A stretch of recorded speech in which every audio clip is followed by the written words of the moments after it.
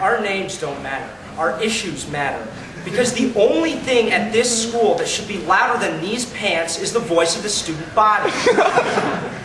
Our goal is to become the change that all of you wish to see in this great university.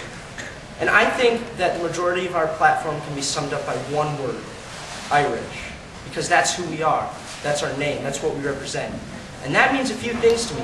First of all, that means a permanent, and for all future generations, a ban, an embargo on all British goods. We can't call ourselves Irish with British goods. It's just not acceptable.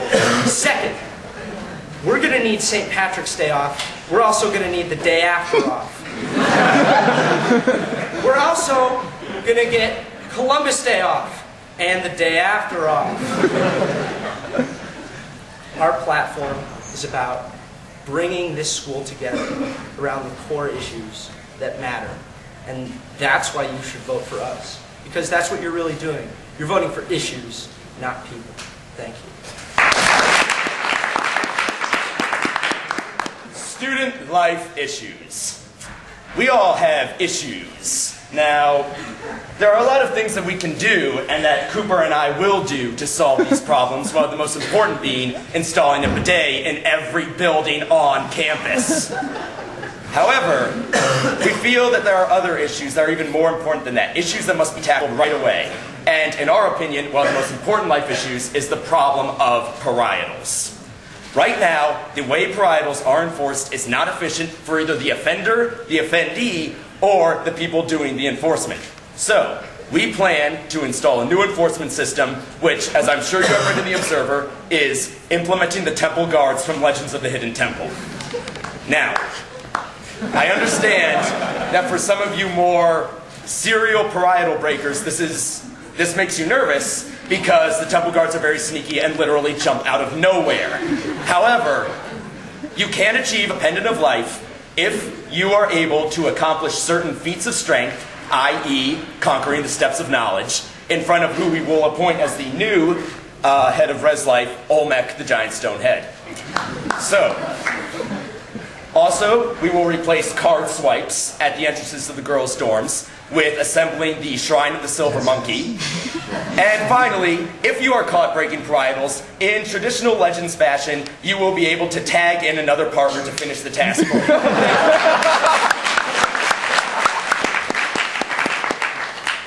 What we feel makes our campaign unique is that we address a lot of the issues some of the other candidates are really afraid to touch. One of the things that I heard most when I was around asking people what they really wanted to see in student government was that they just wanted to dance. That's all they wanted. And people, when you think about where you can go, I mean, there's Legends, but who goes to Legends? There's like crappy dorm parties where there's a quarter-inch of beer on the floor. No one wants that. That's disgusting. So what we're going to do is buy Club 23. And people are going to go, now wait, Club 23 is outrageously expensive, and some kids got shot there. No one wants to. No one wants to live there. No. People, we're sitting on a gold mine. They call it flex points. If everyone gives up Subway once over the course of a year, we'd be able to buy Club 23 and charge flex points for admission to pay it off. And I'm sure for the people unfortunate enough to be stuck on the 21 meal plan, we can work out something where they pay with meal punches. This is a great idea. People want this, and that is what makes our campaign special. Well, personally, I think we have a great chance to really connect with a new group of students when we welcome next fall this new dorm to our lovely family, Duncan Hall. I, for one, am very excited about the possibility of another guy's dorm to be raging jealous of Zahm Hall.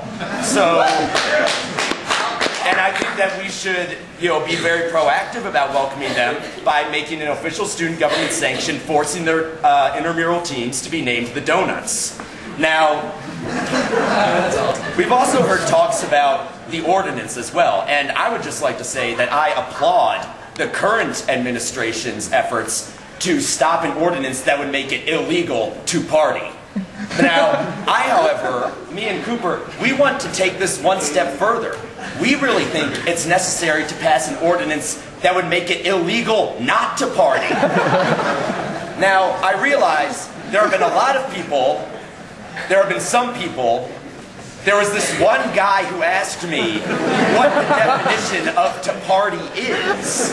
And I thought about it, and I realized the definition of to party is really, I mean, it's breaking it down, it's walking it out, two-stepping, maybe making it rain, if you so choose and want to accomplish it, perhaps even cranking that soldier boy. And I believe we all deserve that freedom. Thank you. I think the biggest thing you'll notice about this ticket's stance on being environmentally friendly is what you didn't notice, and that's posters everywhere. Because, first of all, you can't put all of our campaign on a poster. You just can't do it. And second of all, we realize that that's not an efficient use of natural resources. We need to focus. I mean, this isn't just, oh, pick up a can here and there. This is big-time stuff, people. People talk about, oh, if we save, 30 pounds of recycling, that's going to make a huge difference. No. You have thousands of tons of coal being burned every day in that global warming machine down by the post office. What we need is to step into the future. We need a nuclear power plant, people. And let's be real. I mean, a few ounces of uranium provides the same power as thousands of tons of coal and has practically zero waste. Now, when I say practically, I'm sure you're all aware of things like Chernobyl. But we have the technology.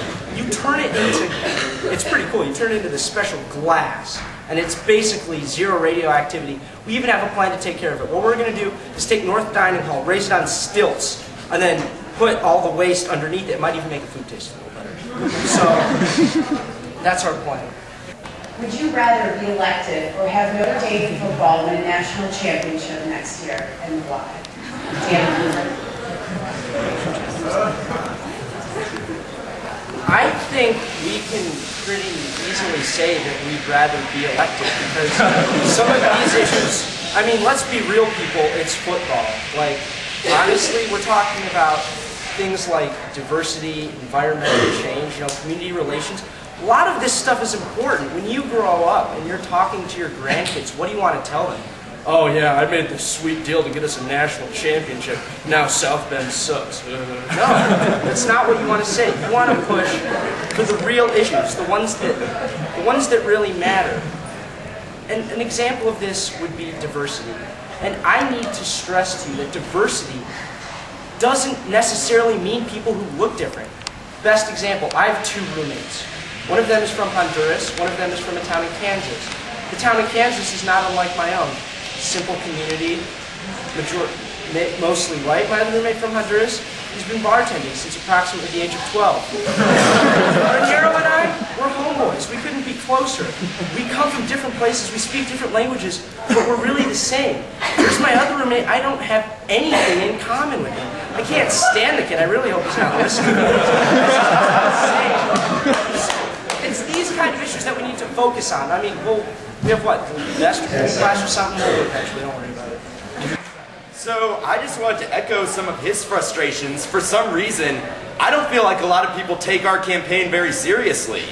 And frankly, I'm a little offended. I mean, just because we want things like self-flagellating Opus Dei professors only, I don't think makes us a non-serious candidate. I mean, people come up to us and they say, hey, you guys don't have a website, what are you doing? And I'll say, you know what, I know how to use the internet, okay? One time in chemistry class, I won 11 Jetman challenges and set high scores twice. So, thank you very much, I know what I'm doing.